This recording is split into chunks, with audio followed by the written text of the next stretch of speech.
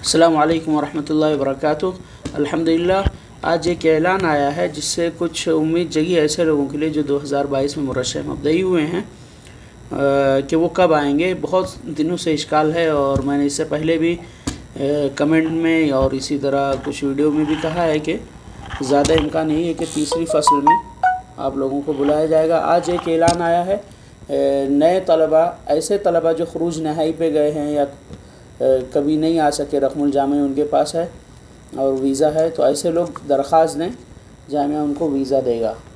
ठीक है, तो उस ऐलान के बिल्कुल नीचे में ये लिखा हुआ है कि ऐसे तलबा जो नए तलबा जो आ नहीं सकें किसी भी वजह से, उनको तीसरी फसल में बुलाया जाएगा।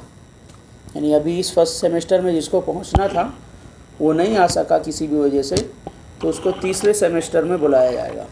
तो इससे ये समझ में आ रहा है कि जिसको बुलाया ही नहीं गया अभी तक सिरे से, उसको भी तीसरे ही सेमेस्टर में बुलाया जाएगा, यानी या उसके बाद बुलाया जाएगा, क्योंकि फ़िलहाल जामिया में 1-2 कमरे भी खाली नहीं हैं।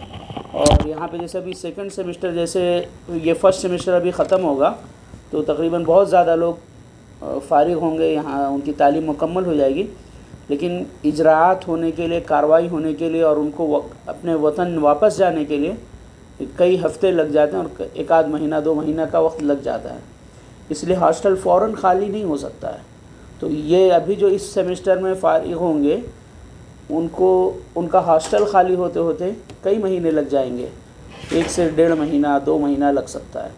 इसलिए ज़्यादा इम्कान यह है कि तीसरी फसल में इंशाअल्लाह 2022 के जो मुरशह मबदई हैं उनको बुलाया जाएगा, और इसी तरह उन लोगों को भी बुलाया जाएगा जो इस सेमेस्टर में किसी भी वजह से नहीं आ सके हैं इंशाअल्लाह।